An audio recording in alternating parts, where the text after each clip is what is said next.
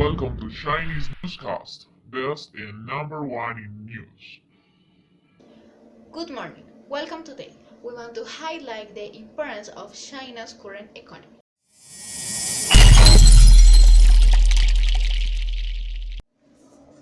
Let's talk about a country that has changed the world. China, located in East Asia, it's the third largest country in the world after Canada and Russia.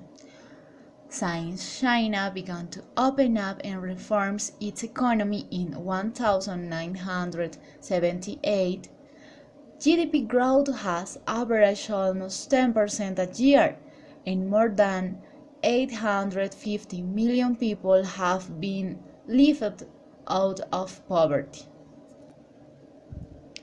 China's high growth based in resource-intensive manufacturing, export, and low-paid labor has largely reached limits and has led to economic, social, and environmental imbalance.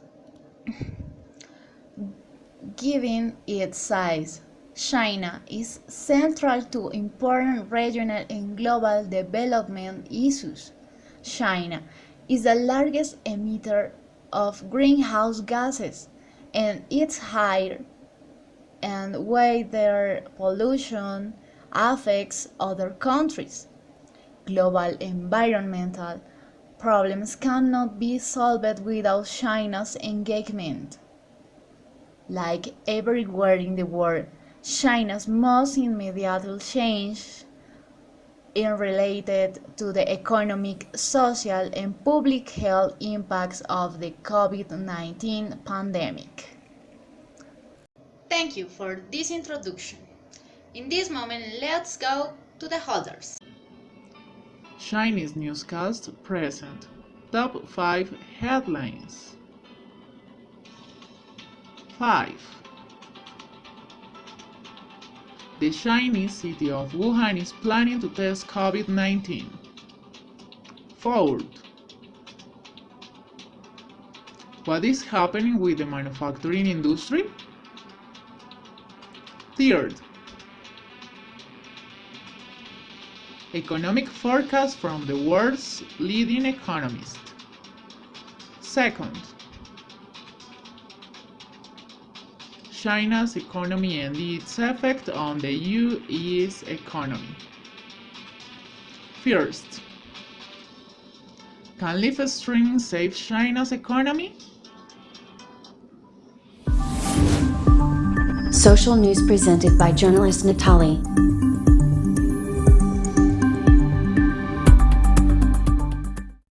Again, we return with the news of the day. We start with this news. Wuhan cities plan to test coronavirus for its 11 million people. The decision was made after the city, where the virus was first detected a few months ago, recorded 6 new cases over the weekend.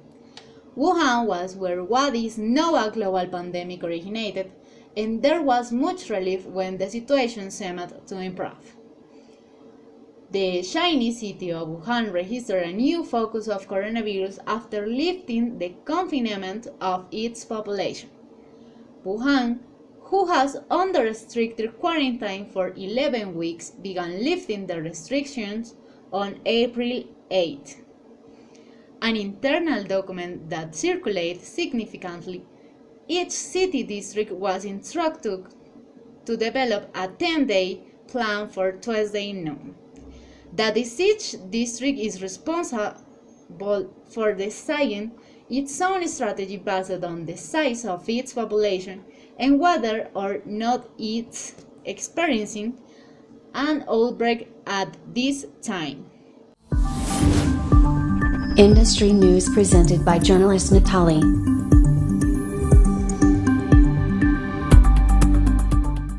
Now, we are going with a very important news.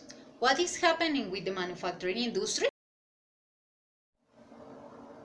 Economic data shows the virus is hitting Chinese factories harder than the 2008 financial crisis.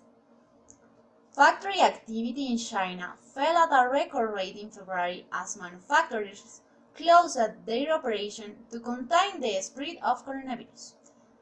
The country's official measure of manufacturing activity, the Purchasing Manager Index (PMI), dropped to 35.7 from 50 in January.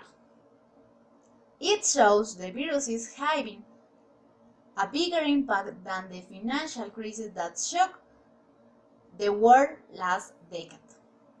China makes up a third of world manufacturing and it is the world's largest exporter, so this PMI drop well below analyst expectation will have a knock-on effect on the other countries. The data also suggests that factories are struggling to find enough workers. Many factories are dependent on China's 300 million migrant workers. PMI figures calculated with data from monthly surveys of private sector companies are a key indicator of a country's economic health and can move financial markets. The big question now is how quickly factories can return to normal. It's expected that China's economic growth will take a significant hit in the first half of this year because of the impact coronavirus has had on business and spending in the country. Economic forecasts presented by journalist Natalie.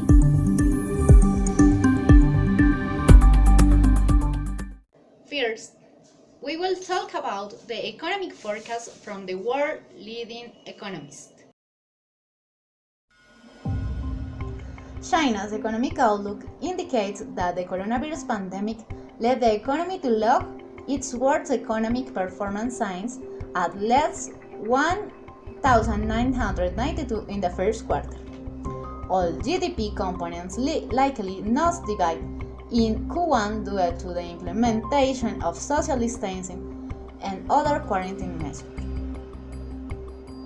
Although industrial production and urban fixed investment data improved somewhat in March, retail sales remained depressed, suggesting that it will take a long time before consumer shopping abated return. Exports plummeted in March as the pandemic spread among China's main trading partners. Economic news presented by journalist Andres.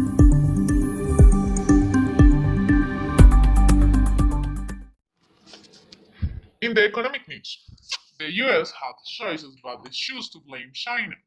An important analysis for the world is based on how China affects the US economy. China's economy produced 25.3 trillion in 2018 according to the International Monetary Fund. China's low standard of living allows companies there to pay their workers less than what American workers earn, that make products cheaper, which lures overseas manufacturers to outsource jobs to China. They then ship the finished goods to the United States, China's largest trading partner. China buys US debt to support the value of the dollar. This is because China pegs its currency, the yuan, to the US dollar. It devalues the currency when needed to keep its exports price competitive. China is the second largest foreign holder of US treasuries. As of February 2020, it owned 1.9 trillion in treasuries, more than 15% of the public debt held by foreign countries. With this news, we announced that China's role as America's largest banker gives its leverage. Entertainment news presented by journalist Natalie.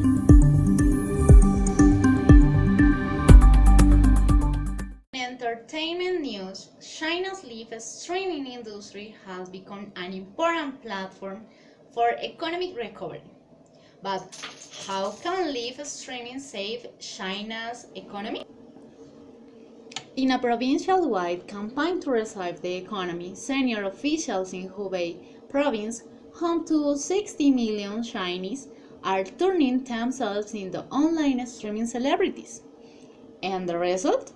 Chinese media reports say that on the first day of the campaign, 8 April, the live streaming sales across the province garnered 17.9 million yuans. In other terms, $2.5 million or 2 million euros. Hubei is not the only province taking advantage of China's booming live streaming industry.